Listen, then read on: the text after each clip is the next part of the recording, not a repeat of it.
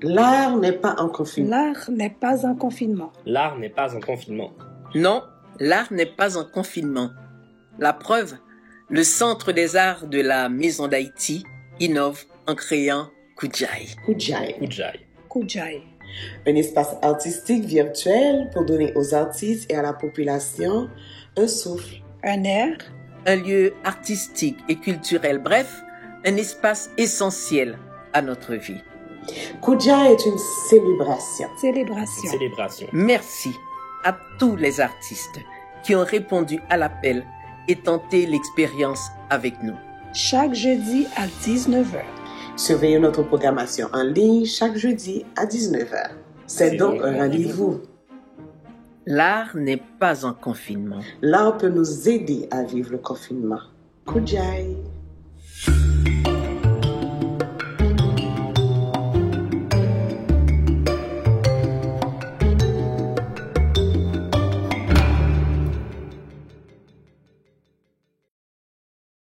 Bonjour tout le monde, Marie-Christine Gentil de retour avec vous à l'espace Kujai. L'espace Kujai, c'est l'espace virtuel du Centre des arts de la Maison d'Haïti. L'art n'est pas en confinement. Rendez-vous tous les jeudis à 19h.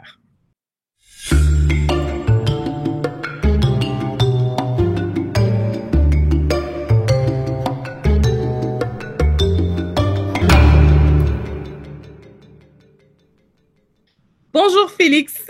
Aujourd'hui, Félix est notre invité, celui que vous avez l'habitude de voir derrière la caméra, donc vous ne le voyez pas d'habitude, est notre invité aujourd'hui pour une raison bien spéciale que je vais lui laisser la chance de vous expliquer un peu plus tard. Mais d'abord, Félix, je te dis à nouveau bonjour et parle-nous de toi. Bonjour Marie-Christine, merci beaucoup. Oui, c'est très spécial. Normalement, je suis à l'arrière de la caméra, mais voilà. On va parler des choses intéressantes, ouais, bien sûr. Je pense que je suis très connu comme technicien du son. Je travaille à la Maison d'Haïti comme directeur technique audiovisuel.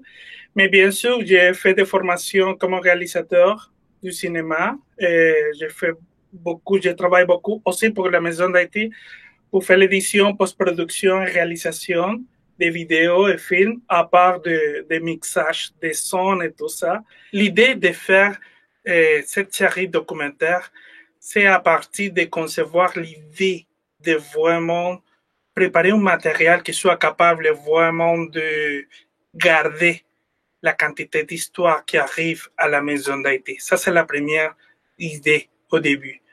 Mais à la fin, c'est de créer un matériel des formats documentaires qui soient capables vraiment de montrer c'est quoi les démarches artistiques, comment l'artiste arrive à son œuvre. Mais c'est pas seulement pour la technique qu'il est en train de jouer, qu'il est en train d'utiliser, sinon surtout parler de son contexte, son lieu de travail. S'il travaille, s'il ne travaille pas, s'il utilise un atelier, c'est quoi les problèmes, c'est quoi les choses, comment l'artiste vivre, et comment l'artiste peut vivre et comment il peut, de quelle façon il arrive à son œuvre. C'est ça la première intention. Et la deuxième intention, c'est vraiment de donner une diffusion vraiment à tous les artistes qui sont cachés, qui sont inconnus, qui sont cachés dans chaque quartier, qui sont artistes, mais ils ne sont pas connus. C'est surtout l'autre point important pour commencer ce matériel. Voilà. Et c'est ça la première, je pense que le début de ce projet.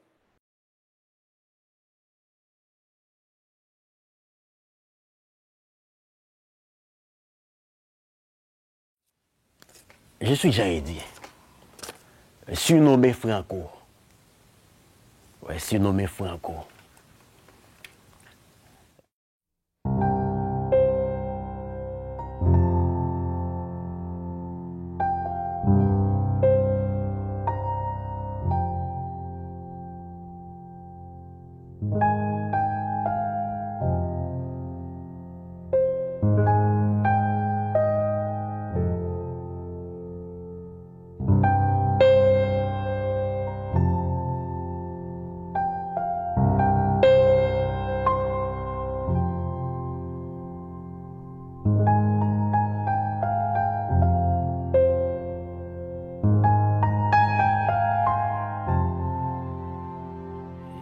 Vraiment, je commence à savoir que je m'appelle Jean-Eddy, c'est quand je commence à fréquenter l'école.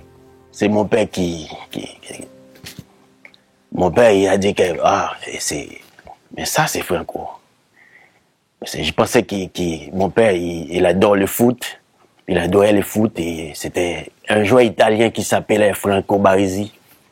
Et je viens d'Haïti, dans une petite communauté qui s'appelle Noailles.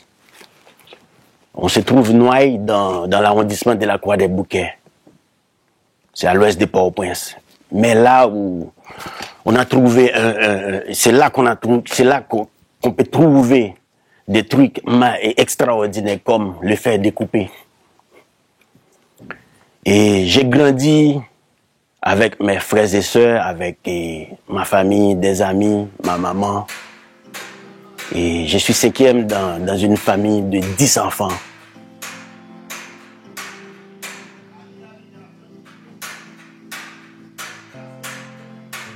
Avec le son de marteau, ça frappe. Ça commence au berceau, avec le son. Ça commence avec le son. Avec le bruit. Avec le son des barils. C'est à partir de là que ça commence. Et nous, quand les enfants qui grandissent là-bas, quand on est petit, on peut pas découper les barils parce que c'est trop gros, c'est trop grand et c'est trop dur. On commence avec des canettes. Des canettes de lettres, des trucs qui sont un peu plus malléables, plus flexibles.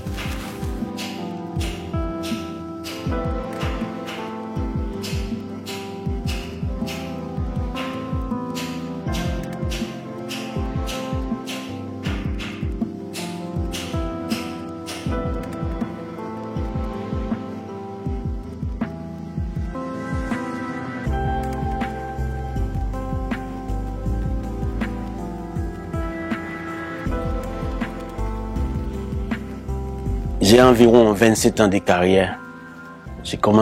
Normalement, je commence à travailler à partir de 10 ans. Normalement. Travaille pour d'autres boss, pour des grosses boss. Pour des gens qui sont plus avancés. Je commence à travailler comme ça là-bas. C'est à partir de 10 ans, ça démarre.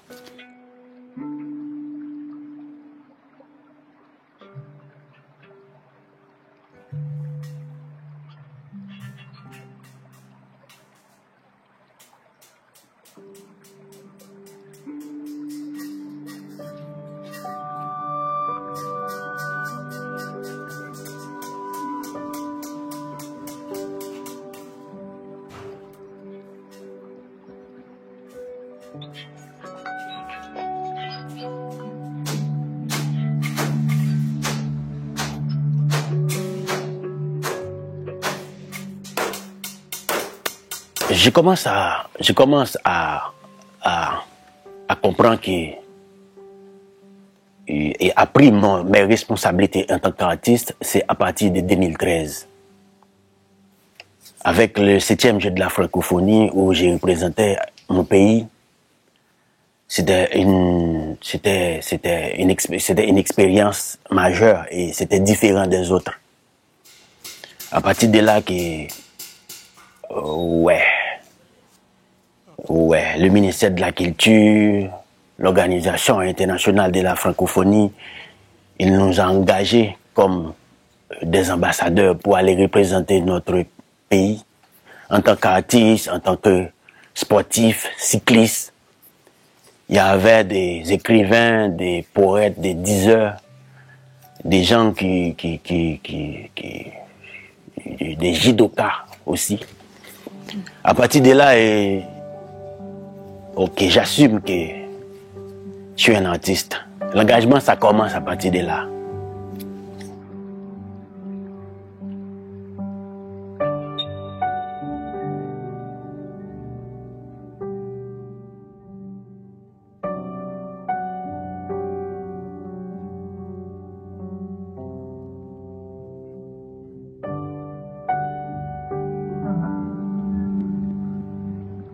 Mais c'était un rêve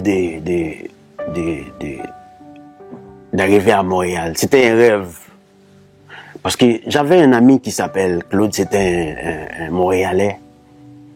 Et il m'avait dit Montréal est une ville de possibilités.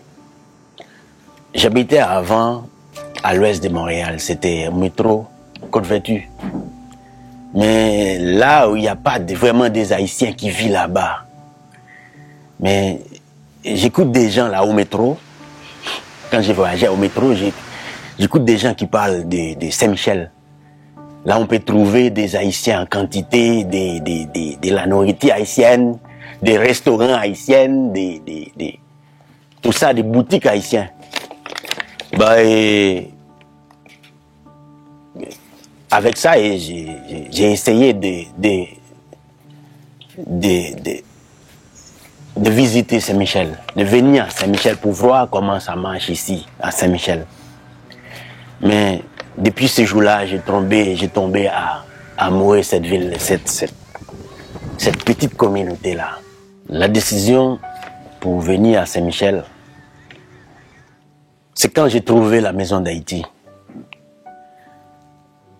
J'ai visité la maison d'Haïti, c'était un jour de la commémoration du 12 janvier haïtien. À partir de là, on commence à développer des relations culturelles et artistiques. Et c'est ce qui me poussait de déménager et de me rendre ici à Saint-Michel.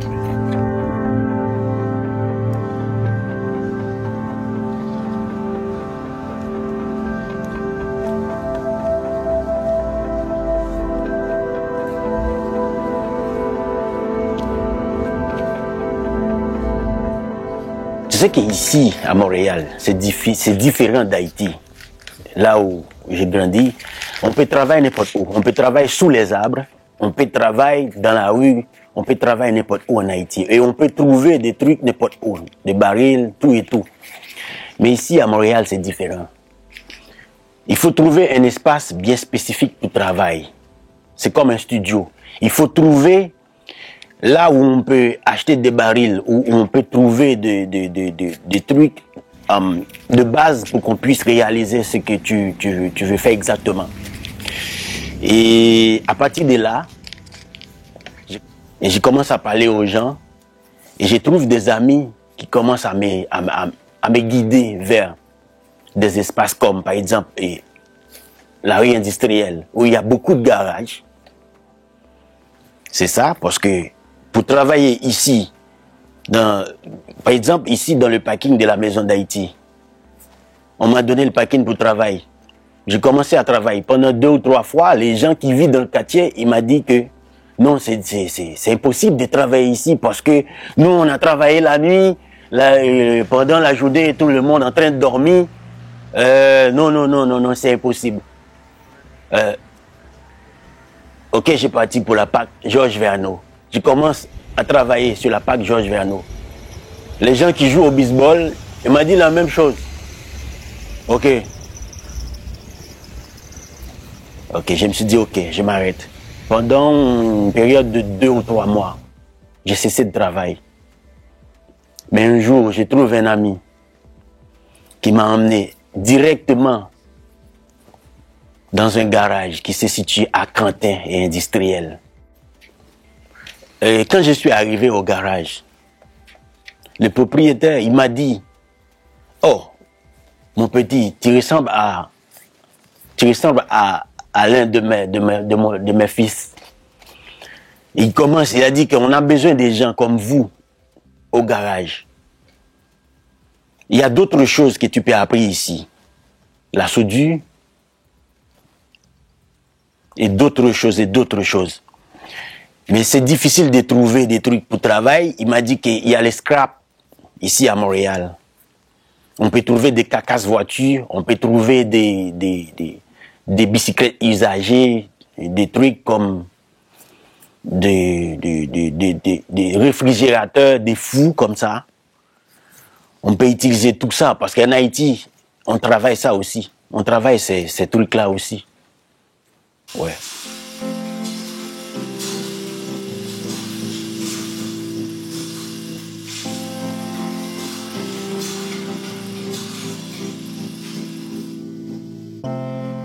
Le propriétaire, il m'a donné un espace de travail. Il m'a dit que cet espace est à toi. Et je vais vous donner... tu dois avoir un Québec in. Tu dois avoir votre petite entreprise comme tout le monde pour travailler ici. Tu dois avoir une petite entreprise comme tout le monde. Et cet espace-là est à toi. On trouve les barils. On trouve les barils et avant on fait fondu et il faut enlever les ordures. Parce que souvent les barils, les barils, on transporte de la graisse, des trucs comme du pommade. C'est ça, il faut faire enlever les ordures et il faut aplatir. Et après, on utilise de la craie ou des crayons couleur, jaune ou blanc. Après, on les découpe. Après, ça avance petit à petit. Tout dépend de quel type de pièce que tu veux réaliser. Avant de construire, avant de réaliser une pièce, il y a un package dans la tête, au cerveau. On pense ce qu'on va faire avant. Et tu sais que quand toutes ces images-là sont finies de tourner dans la tête, on ne peut rien faire. C'est fini. C'est là qu'on a mis fin avec avec la pièce. Parce que c'est construit dans la tête avant. Ça s'est construit un peu à l'intérieur du cerveau. Mais c'est l'artiste qui peut savoir si c'est fini ou pas.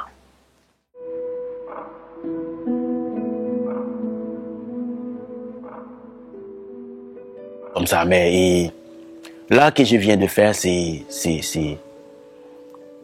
un engagement. Je travaille comme un artiste engagé. Et tout ce que je viens de faire, comme je t'ai déjà dit, que c'est des trucs que j'ai vus. C'est ce qui se passe à travers notre société, dans la rue, à la maison, à l'église, à l'école. Ouais, c'est la moyen de faire savoir, de faire voir, de se présenter aux gens que ce qui se passe à l'intérieur de moi, dans ma tête, dans mon cœur.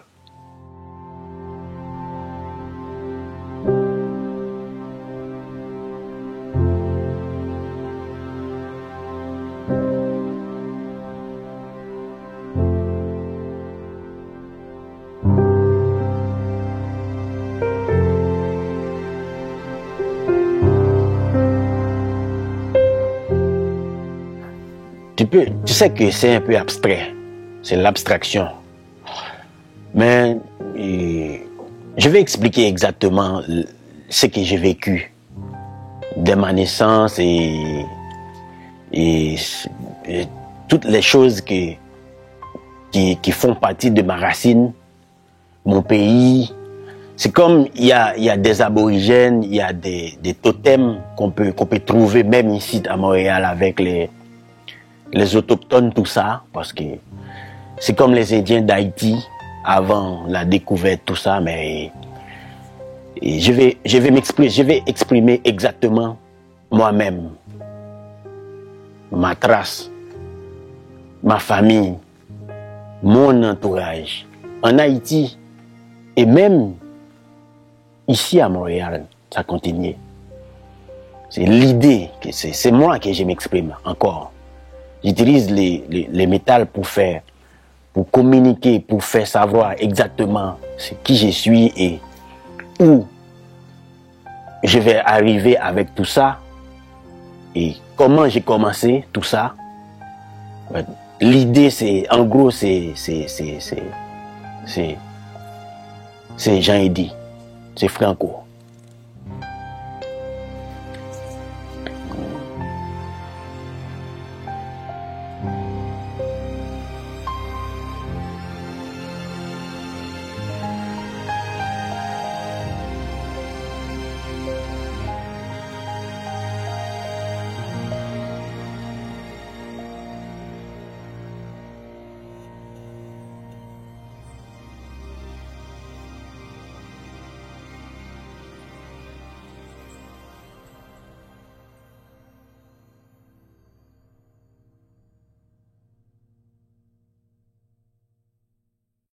Maintenant qu'on a vu le documentaire sur Jean-Eddy Rémy, Félix, j'aimerais que tu nous parles un peu de toi comme artiste pendant le confinement. Comment ça a redéfini ton travail? Comment tu as dû te réorganiser? Voilà, c'est difficile, c'est pas facile, non? Mais comme j'ai l'habitude de travailler comme ça, mes collègues de travail disent que c'est une caverne, ça, c'est mon studio. Mais c'est ça, j'ai l'habitude de travailler vraiment dans une place fermée comme ça. Je me sens confortable, c'est pour ça les... Ok, voilà, comme un conseil vraiment pour vivre le confinement de la meilleure manière, je peux partager la formule que j'utilise. Je pense que c'est vraiment important d'investir notre temps et améliorer notre connaissance professionnelle et bien sûr notre connaissance en l'extérieur et spirituelle. Je pense que si on peut être plus concentré d'apprendre des trucs, il y a plein de possibilités de prendre des formations, de chercher des choses, de commencer à faire des activités que dans une certaine manière, avant, on n'a pas pu vraiment faire certaines activités, mais maintenant, avec le temps, on peut investir le temps pour apprendre quelques métiers, pour apprendre quelque chose que dans notre moment, c'est un peu compliqué à cause de notre travail ou quelques responsabilités qu'on a normalement. C'est pour ça que je trouve qu'il y a plein de possibilités d'investir notre temps sur l'Internet. Il y a beaucoup de possibilités aujourd'hui d'apprendre quelques métiers, apprendre quelque chose, de vraiment améliorer notre profil professionnel. Parce que je suis convaincu que le monde va changer à autre modèle et peut-être va demander plus de nous. C'est pour ça que c'est un moment qu'on peut investir dans certaines manières dans connaissances sur les technologies ou investir avec de simplement profiter et booster notre compétence professionnelle. Je pense que ça, c'est un conseil c'est la formule que j'utilise. Et voilà. À part que je travaille tout le temps. C'est pour ça que de mon côté, je suis tout le temps en train de travailler et pour moi, ça fonctionne. Ça me donne un objectif clair et le temps passe plus facile pour moi. C'est ça. C'est le conseil que je vous partage. Ben, merci, Félix, pour ta générosité. Et je crois que ta réponse et ton entrevue aujourd'hui va faire découvrir aux gens à la maison et même à tes collègues une autre facette de toi. Avant qu'on se quitte, j'aimerais que tu nous parles de ce qu'on va voir maintenant. OK, voilà. On va montrer un extrait, le deuxième documentaire, mais c'est un petit trailer, un petit teaser qu'on va montrer d'Olivier Bilan, que c'est un deuxième artiste qu'on est en train de faire le documentaire de lui, le même documentaire de Jean-Eddy, c'est parti de la série. Et voilà, c'est autre point de vue, c'est autre profil qu'on va montrer. On est en train de faire la post-production de ce documentaire, mais on va profiter de l'opportunité de montrer qu'est-ce qui s'en vient, qu'est-ce qu'on est en train de faire. Voilà.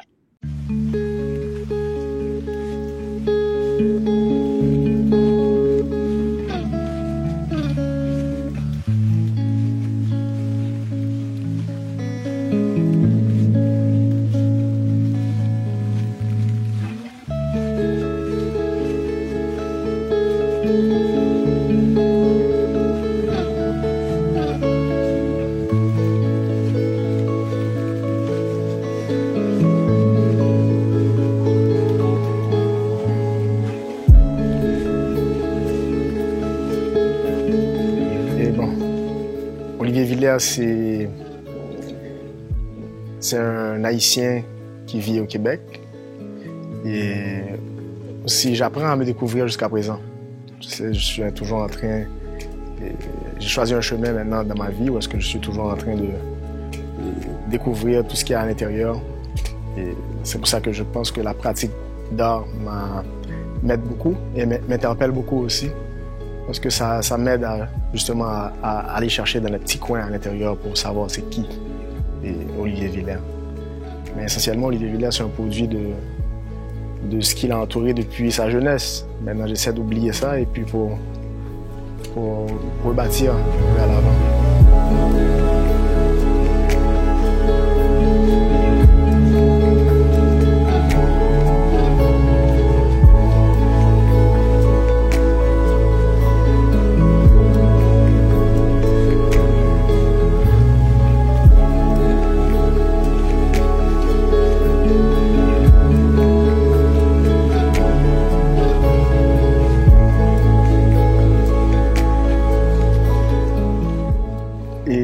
En Haïti, tu sais, avec les amis, moi j'ai grandi un peu dans les provinces aussi, parce que mes parents allaient toujours, mon père est de Jacmel, ma mère est du Cap, j'allais toujours dans toutes les provinces et j'ai grandi avec, disons, toutes les couches sociales différentes. Et j'ai eu beaucoup de conversations avec les gens. Et il y a des gens pauvres, il y a des gens riches, il y a des gens qui viennent vraiment de tout milieu. Et un truc qui est consistant chez tous les Haïtiens, c'est la situation du pays. On en parle toujours. Et on en parle toujours avec une sorte de colère. Parce que la situation est toujours... Et ça ne change pas. Nous, on a connu seulement le chaos. Moi, je suis né en 84 et j'ai jamais connu vraiment une stabilité long terme en Haïti. Et on parle toujours de ce truc d'espoir, mais que nous, on voit jamais que ça prend vraiment la direction pour un changement positif.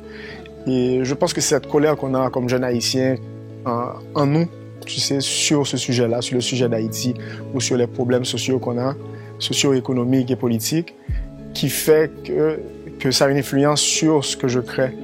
Parce que c'est quelque chose que j'ai à l'intérieur de moi, il faut que je l'exprime.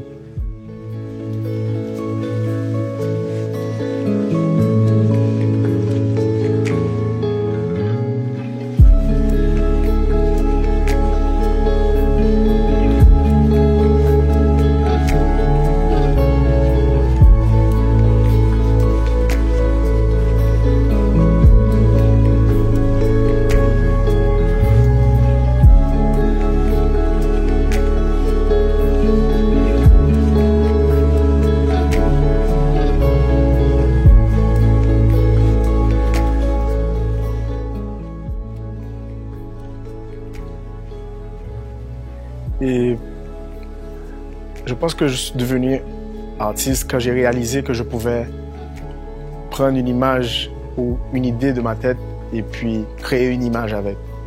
Une image que quelqu'un d'autre peut lire. Et une fois que j'ai réalisé, pour moi, c'est pas un don, c'est plus une sorte de bénédiction ou bien c'est quelque chose que tout humain a en sa possession. Mais on ne le réalise pas nécessairement immédiatement.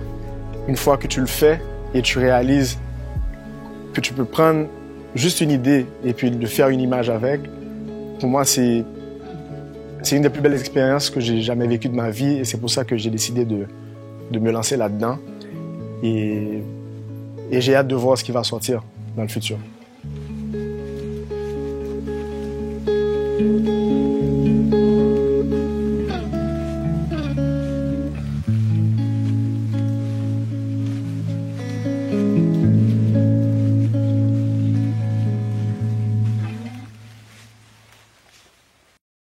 Donc, j'espère que vous avez bien apprécié le trailer sur l'artiste Olivier Villers.